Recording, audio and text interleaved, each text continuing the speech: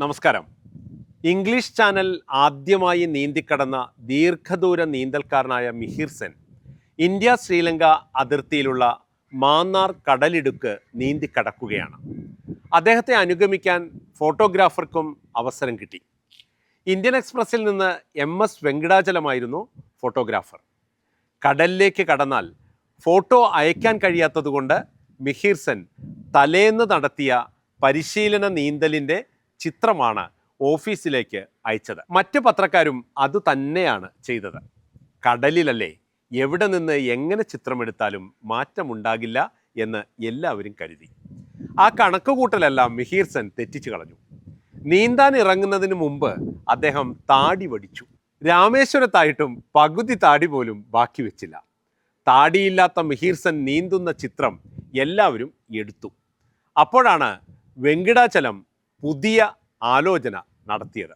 അദ്ദേഹം പുതിയ രൂപത്തിലുള്ള മിഹിർ സെന്നിൻ്റെ ചിത്രമെടുത്തു. എന്നിട്ട് തൻ്റെ ഫിലിം റോൾ ഒരു തകരപ്പെട്ടിയിലാക്കി തമിഴിലുള്ള ചെറിയ കുറിപ്പോടെ ഇന്ത്യൻ തീരത്തേക്ക് പോകുന്ന മത്സ്യബന്ധന ബോട്ടിലേക്ക് എറിഞ്ഞു കൊടുത്തു.